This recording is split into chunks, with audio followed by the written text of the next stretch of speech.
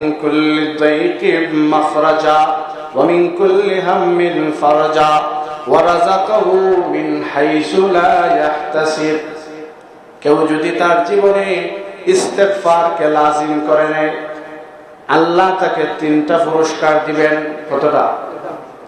জাআলাল্লাহু লাহু মিন কুল্লি যায়কিন মাখরাজা। বিকালে পড়ো 100 বার ইস্তেগফার। যে যত বেশি ইস্তেগফার করবে, কিয়ামতের দিন তার আমলনামায় এই ইস্তেগফার বেশি দেখে সে নিজে খুশি হয়ে যাবে। হাদিস শরীফে আল্লাহর রাসূল বলেছেন, তুবা লিমান ওয়াজাদা ফি সাহিফাতিহি ইস্তিগফার। সুসংবাদ হইল ওই মানুষটার জন্য যার আমলনামায় বেশি বেশি ইস্তেগফার পাওয়া যায়। তাহলে আমাদের শরীরের অঙ্গ প্রত্যঙ্গ হইল ভাই 4 ধরনের। এর মধ্যে আসল বা মূল বা রাজা হইল কলব। কথা বলছেন, এটা রাজা। এই রাজা নষ্ট হয়ে যায় গুনাহের মাধ্যমে। গুনাহ থেকে সংশোধন করার নাম হইল ইসলাহ। আর এই ইসলাহ নিয়ে যেসব মজলিসে কথাবার্তা হয়, এটাকে ইসলাহি মজলিস বলে। তাহলে ইসলাহি মজলিসে আমরা কেন আসবো? আমাদের আত্মাকে সংশোধন করার জন্য, আত্মার খোরাক নেওয়ার জন্য। বলেন, ইসলাহি মজলিসের গুরুত্ব আছে না না? বলে কোরআনের আয়াতে আল্লাহ বলেন, ইয়াউমা লা ইয়ানফা'ু মালুন ওয়ালা বানুন ইল্লা মান আতাল্লাহা বিকলবিন সালিম। কিয়ামতের দিন আপনি আমার মাল আওলাদ কোন কাজে আসবে না। একটা জিনিস কাজে আসবে, সেটা হইল আমরা রাজাটাকে যদি সংশোধন করে আল্লাহর দরবারে হাজিরা দিতে পারি। তাহলে রাজা সংশোধন করতেই হবে। এজন্য আল্লাহওয়ালা বুজুর্গদের সুহবত জরুরি। আল্লাহওয়ালা বুজুর্গদের কি ভাই? সুহবত জরুরি। কোরআনে আল্লাহ বলছেন, ইয়া আইয়ুহাল্লাযীনা আমানু তাকুল্লাহ ওয়া কুনু মা'আস সাদিকিন। হে ঈমানদারেরা, আল্লাহর ভয় তাকওয়া অর্জন করো। মানে রাজাকে ঠিক করো। রাজা ঠিক করার ব্যবস্থা হলো আল্লাহওয়ালাদের সুহবত গ্রহণ করো। আল্লাহওয়ালাদের সুহবত গ্রহণ করে তুমি যদি নিজের আত্মাকে একবারে বিসর্জন করে দিতে পারো, নিজের আমিত্বকে মিটিয়ে দিতে পারো, তাহলে তুমি এমন দামি হবে, সকলের চাইতে তুমি দামি হয়ে যাবে। এই আয়াতের ব্যাখ্যায় মুফাসসিরিনে কেরামগণ লিখেছেন, আল্লাহ 2টা মখলুক বানাইছেন। একটা মখলুকের নাম হইল আগুন। আগুনের স্বভাব হইল শুধু উপর দিকে যায়, শুধু উপর দিকে যায়। বিশ্বাস না হয় একটা মোমবাতিতে আগুন ধরায় দেখেন, উপর দিকে যাইবে, ঠিক কিনা? এই মোমবাতিকে কেউ যদি উপর করেন, তবুও আগুন উপর দিকে যায়। কেন? এটা তার স্বভাব, ঠিক কিনা? আরেক প্রকারের মাখলুক হইল মাটি। মাটির স্বভাব হইল সে নিচে থাকে। এই মাটি দিয়েই আল্লাহ আমাদেরকে বানাইয়া বলেন, মিনহা খালাকনাকুম। মাটি দিয়ে তোমাদেরকে বানাইছি। মাটির বৈশিষ্ট্য হইল নিচে থাকা, মাটি উপরে ওঠা নয়। এখন মাটি ধুলাবালু হইয়া যদি আমার মাথায় উঠে, আপনার মাথায় উঠে, আপনি কি করবেন? এটাকে ঝাড়ু দিয়া নিচে নামাইবেন, ঠিক কিনা? গড়ে উপরে ধুলাবালু লেগে গেছে, মহিলারা ঝাড়ু দিয়া বাইরিয়া নিচে নামায়। কেন? মাটির বৈশিষ্ট্য হইল নিচে থাকা, তুমি উপরে উঠলে কেন? ঠিক কিনা ভাই? ঠিক এইভাবে আপনি আমাকে আল্লাহ মাটি দিয়া বানাইছেন। মাটির বৈশিষ্ট্য হইল বেটাগিরি, অহংকার দেখানো নয়। মাটির বৈশিষ্ট্য হইল নরমি ভাবে চলা, আমিত্বকে বিসর্জন দিয়ে চলা। কথা বুঝতেছেন ভাই? এখন এই মাটির কেমন দাম দেখেন। মাটি, যেই মাটি নিচে থাকবে, আবার পবিত্র।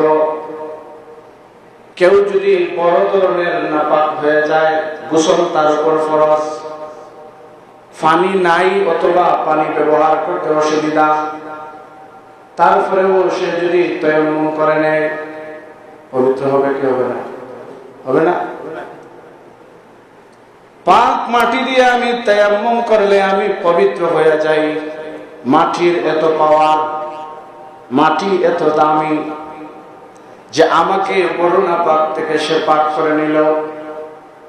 আল্লাহ বলেন, ও মাটির মানুষ, আল্লাহ ওয়ালাদের সোহবত গ্রহণ করে নিজের আমিত্বকে যদি একেবারে বিসর্জন দিতে পারো, তোমাকেও আমি এমন দামি বানাবো, মরণকালে তোমার কানে কানে আমি সালাম দিয়ে বলবো, সালামুন কাওলাম মির রাব্বির রাহিম, রহমানুর রহিমের পক্ষ থেকে সালাম গ্রহণ করো। সালাম দিবে, আর কি বলবে? উদখুলুহা বিসালামিন আমিন, শান্তি এবং নিরাপত্তার সাথে আমার জান্নাতের মেহমান হয়ে যাও। আমার জান্নাতের কি হয়ে যাও? মেহমান হয়ে যাও। তাহলে কল, এই রাজার সংশোধন হইল আগে। কথা বুঝতেছেন ভাই? রাজার সংশোধনের একটা ব্যবস্থা মওতের ফিকির করা, রাজার সংশোধনের আরেকটা ব্যবস্থা বেশি বেশি তেলাওয়াত করা, রাজা সংশোধনের আরেকটা ব্যবস্থা বেশি বেশি করে ইস্তেগফার করা, রাজা সংশোধনের আরেকটা ব্যবস্থা আল্লাহ ওয়ালাদের সোহবত গ্রহণ করে নিজের আমিত্বকে বিসর্জন দেওয়া। ওটা ব্যবস্থা বললাম ভাই। এই জন্য আল্লাহ ওয়ালাদের যত মিশন আছে এগুলোকে আমাদের জীবনে বাস্তবায়ন করতে হবে।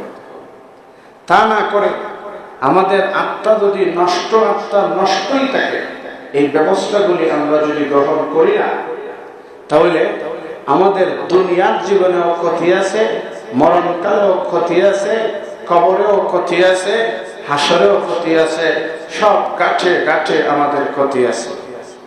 বলেন, আমাদের শরীরের অঙ্গ প্রত্যঙ্গ কত ধরনের? ৬০ ধরনের। এর মধ্যে আসল কোনটা? রাজা, কল্প। এই কল্প নষ্ট হয় কিভাবে? গুনাহ করলে। সংশোধনের যত ব্যবস্থা, এর মধ্যে আমি আপনাদের সামনে সংক্ষেপে কতটা বললাম? ৬০টা।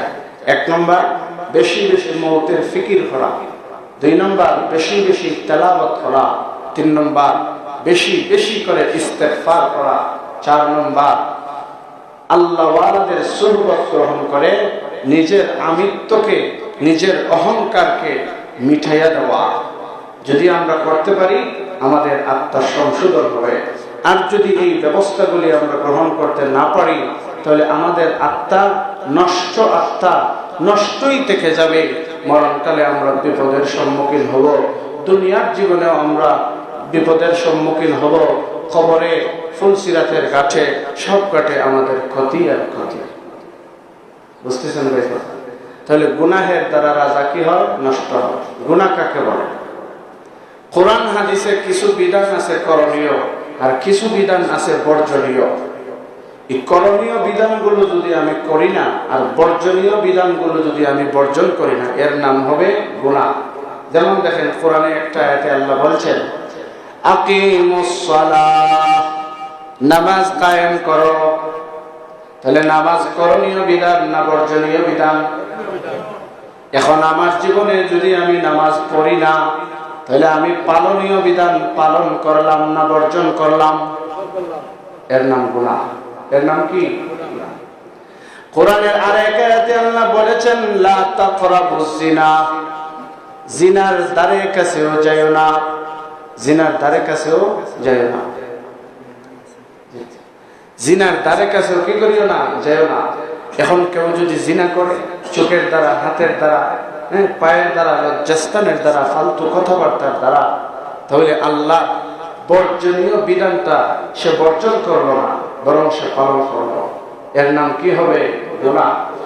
এই করণীয় বিধানগুলো বর্জন করার মাধ্যমে আর বর্জনীয় বিধানগুলো পালন করার মাধ্যমে মানুষ গুনাহ করে। আর এই গুনাহ করার মাধ্যমে মানুষ তার দেহের মধ্যে সবচেয়ে মূল্যবান যে অঙ্গ, কল্প, রাজা, এটাকে নষ্ট করে ফেলে। এই নষ্ট আত্মাটা ঠিক করার ব্যবস্থা হলো ইসলাহি মজলিসে আসা, এসে এখান থেকে খোরাক নিয়ে যাওয়া। আমরা মওত পর্যন্ত আল্লাহওয়ালাদের সোহবত গ্রহণ করে আমরা আমাদের আত্মাকে বিশুদ্ধ করার চেষ্টা করব এবং সব সময় আমরা আল্লাহওয়ালাদের সোহবত গ্রহণ করব। আল্লাহ যেন আমাদের সকলকে তৌফিক দান করেন।